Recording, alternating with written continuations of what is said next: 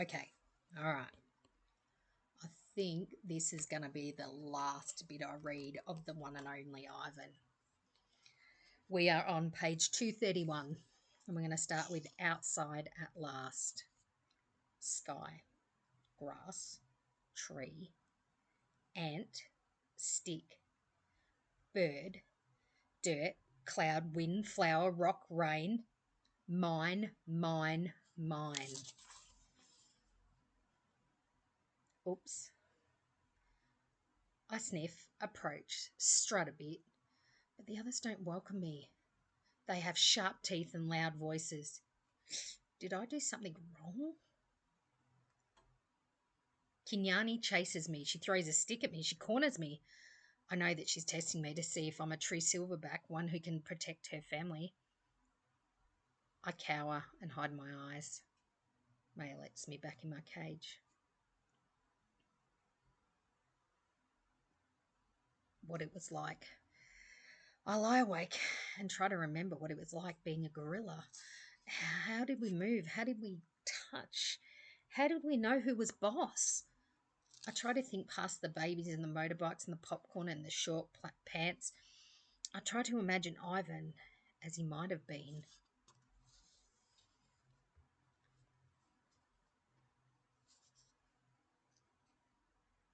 Pretending. The juvenile male approaches. He's eyeing my food hungrily. I imagine a different Ivan, my father's son. I grumble and swat and swagger. I beat my chest till the whole world hears. Kinyani watches, and so do the others. I move towards the young upstart, and he retreats, almost as if he believes I'm the silverback I'm pretending to be.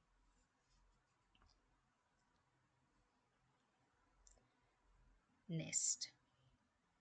Making a nest on the ground. It isn't a true jungle nest. The leaves are inferior and the sticks are brittle. They snap when I weave them into place. The others watching, grunting their disapproval. Too small, too flimsy. An ugly thing to see. But when I climb into the leafy cradle, it's like floating on treetop mist.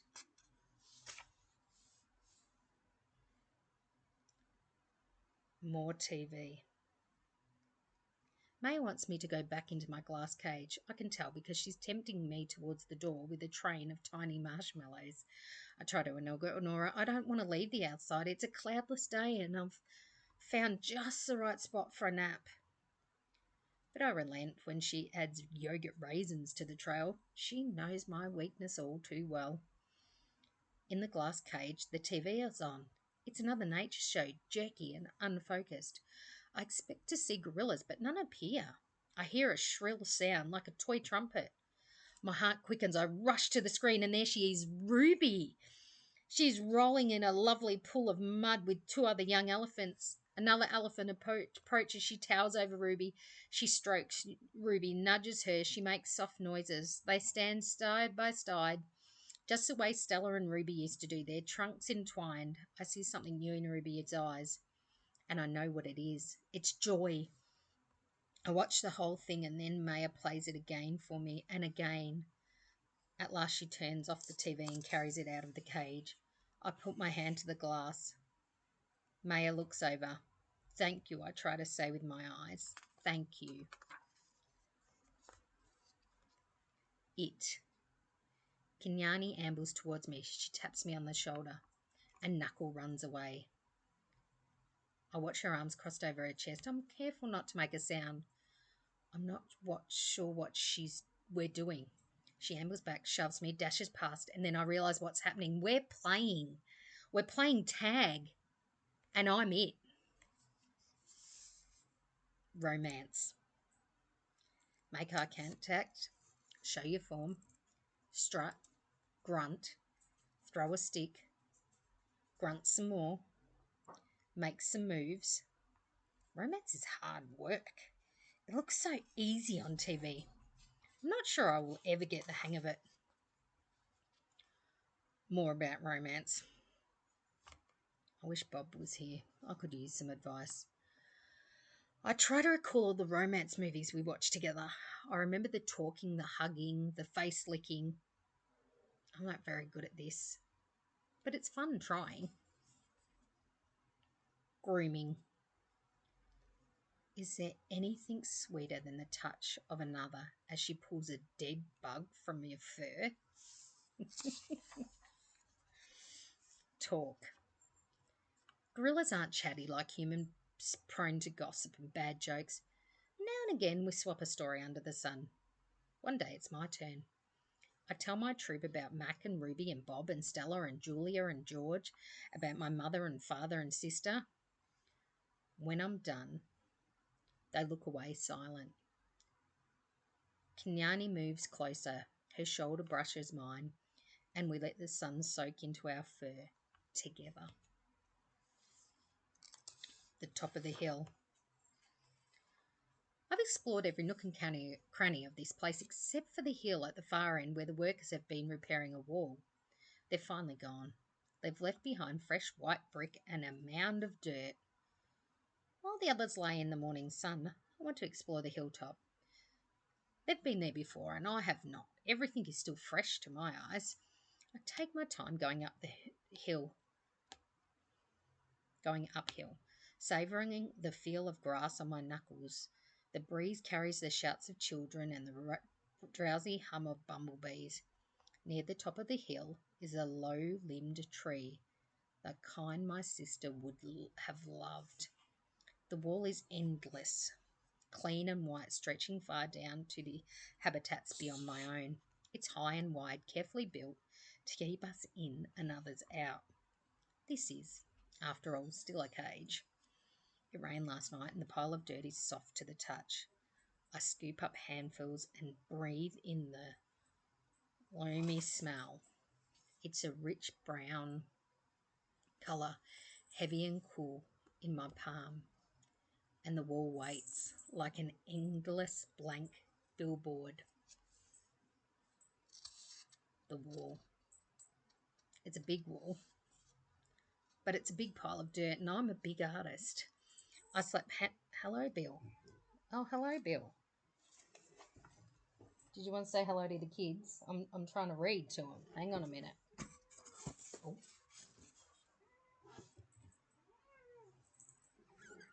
There you go. Say hello. Look at her. She's a grumpy cat. All right, sorry. She interrupted us. Where were we? Oh, dear. I've lost the page now. The wall. Sorry. It's a big wall, but it's a big pile of dirt, and I'm a big artist. I slap handfuls of mud on the warm cement. I make a handprint. I tap my nose with my muddy finger, make a nose print. I slide my palms up and down. The mud is thick and hard to use, but I keep moving and scooping and spreading. I don't know what I'm making, and I don't care. I make swoops and swirls and thick lines, figures and shapes, light and shadow. I'm an artist at work. When I'm done, I step back to admire my work. But it's a large canvas, and I'd like to get a better view. I go to the thick-limbed tree and grab the lowest branch. I try to swing my legs. I land hard. I'm too big to climb, I suppose. I try again anyway, and this time I pull myself onto the first limb, gasping for breath. One more limb too, and I can't go any further. Perched high up on the tree, I see my troop still dozing contently. I take in the wall, splattered and splashed with mud. Not much colour, but lots of movement. I like it. It feels dreamy and wild, like something Julia might have made. From my seat in the tree, I can see beyond the wall. I see giraffes and hippos. I see deer and legs. Deer with legs, like delicate twigs. I see a bear snoozing in a hollow log. I see elephants. Safe. She's far away, belly deep in tall grass, with others by her side. Ruby. She's here, Stella, I whisper. Ruby's safe, just like I promised. I call to Ruby, but the wind tugs at my words, and I know she'll never hear me. Still, Ruby pauses for a second, her ears spread wide like tiny sails. Then, with lumbering grace, she moves on through the grass.